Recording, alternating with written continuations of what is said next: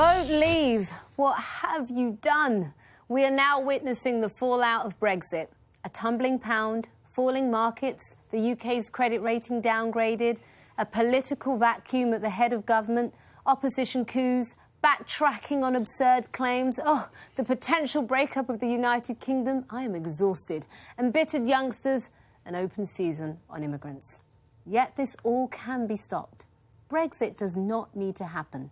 The leaders of Vote Leave must stand up and admit they made a mistake. They must admit they were wrong to dismiss the economic warnings, which have now come to pass. Whoever is the next Prime Minister, their first job must be to say they will not trigger Article 50. Do the honourable thing.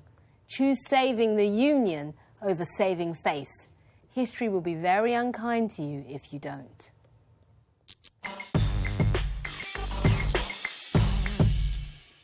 June. Yes. 2 words. Define democracy. Well, people have the right to choose. So when they've taken that decision, and when it's accepted by the Prime Minister, and it's accepted by the person who led the campaign that he effectively lost, you can gainsay that? Well, it's fine if they are choosing something that was true. No, it's fine if they're choosing what you wanted. No. They were sold an absolute lie.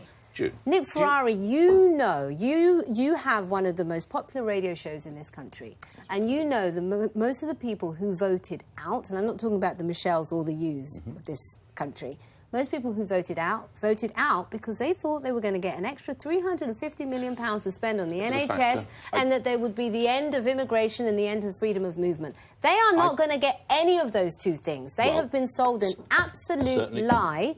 And I think once people realise the truth and we see it happening, there are going to be a lot of people changing their minds. And the honourable thing for the people who sold them that lie to do is to come out right and say, you know what, we lied. And this is the truth of what you're getting. I agree with you. Thank I think you, people have been sold up the river, and you're right. Disgusting. When people make their decision, you have to stand by that.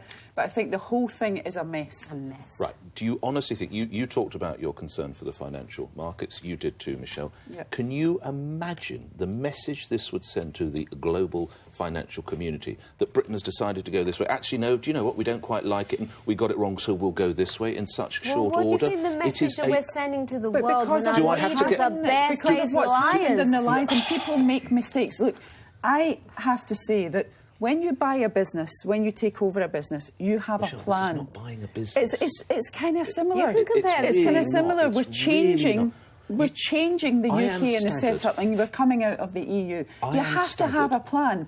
Fail to plan, plan to fail. Ladies, you've got to have a strong business plan, and there's no plan. Do you love this country? I love this country. Do you love this country? I absolutely Do you not have faith? That's why Listen this to me, breaks my please. heart. Do you not have faith in the people in this country to show the ingenuity, the entrepreneurship, the skill, the battle, the will to move it forward? I'm going to explain later that I think the EU is bust. Do you know what I thought I had faith in? I thought I had faith in our politicians to at least be a little bit honourable. But when you have two of the most leading politicians in this country, I expect that from Nigel Farage. I don't expect much from him. But from Boris Johnson and Michael Gove, telling absolute barefaced lies, disgusting. But June, it's not good. I mean, I agree with you, but it's not going to happen. What, Brexit? It might. No, Brexit will happen. But, it might. But your way out of it isn't going to happen. Now, it is. I'm still convinced that we won't leave. I'm still convinced that there are other ways. And so what do you think, then? Well, I do genuinely think at some stage we will have an election on the issue, long before we've gone. Yeah. And then I think a government will follow what the Liberals have done already, and I think Labour will say, which says we will have a second referendum. Yeah. Oh. When we know the terms. Yeah. Because actually, there's no doubt about it, Nick, we were told lies. In 1961, we were the ones that begged to let us in. The world has moved on a lot. We were turned down. Was it 3 times? We were finally accepted. Again, I'm going to explain. We've managed to get business going. And I am petrified about what's about to happen. I don't think anyone knows what's going to happen. But it's already got better in the last 7 days. But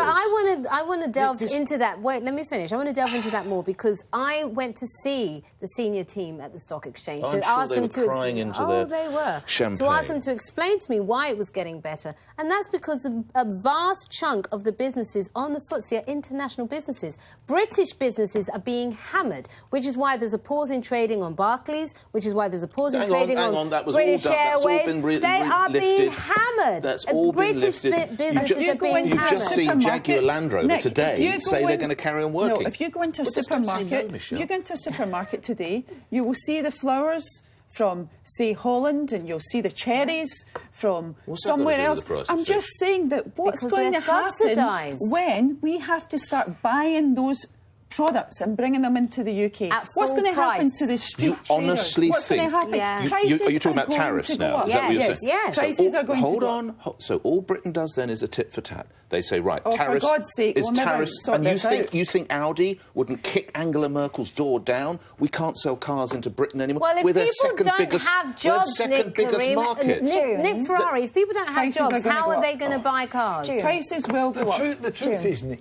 none of us know. And that's why it was a bad decision. Yeah. We just don't know. You could be right. But I thought you were Mystic Greg. You could be right. I wish I was. You could be right, but I doubt it. I think all the experts, you know, the very people that you didn't want to know about, and the lot didn't want to know about, all the experts say actually our growth will decline as a result of coming out. Yeah, now, we don't know for certain that's the case, but was the risk worth taking? It wasn't. It wasn't broken. I know that there was issues we had to sort out, but this is just a nightmare. Back to Greg's point about dismissing experts. Let's have a look at what Michael Gove had to say on that at the time. I think the people in this country have had enough of experts with organisations from acronyms people of this country have had enough of experts. From organisations with acronyms saying that they know what is best and getting it consistently wrong. Because these people are the same ones who've got consistently wrong. This is proper Trump politics, this, isn't it? No, it's actually a faith in the... Oxbridge Trump. Well, it's a faith, Faisal, in the British people to make the right decision. Blind faith? I don't think it is. Well, all I'll say is they were right on this, and if Michael Gove does become Prime Minister, I bet you he'll be calling those same experts to help him get out of this mess. Anyway, what did you want to say, Michelle? But we need to be very careful, because the reason that we've had this referendum in the first place is because the working classes, the normal people outside of London bubbles, they have not been listened to for an incredibly long time, right? Yeah. They weren't listened to. UKIP came along, it kind of got a hold of things, and then we was in a position where we had to have a referendum. Now, if you turn around and you say you've had this referendum and now we're just not going to follow through, what do you think will happen to those people? Hold on, let me finish. What do you think will happen to those people who was not listened to, that UKIP took a hold of, that cast their vote, and then you turn around to them and you go, do you know what, you bunch of muppets, you just all xenophobic and racist, we're not going to listen to you, we'll push on. What do you think those people will do? No, because the difference is they were sold a lie. So if it was true, if what they had been promised was actually going to happen and they voted for that, fair enough, we will accept it. But you're assuming that they have been lied to. And Michelle, I have to say as well, they're the kind of people that prices are going to rise for them. They're going to find it even more difficult, and they should fear for their jobs as well. But also, you've got to be careful of talking about London, because you're making the assumption that London is all rich, that every the streets have got. It's not. The London true. There are some very poor of parts of London voted. who still voted to stay in. And Brixton is poor.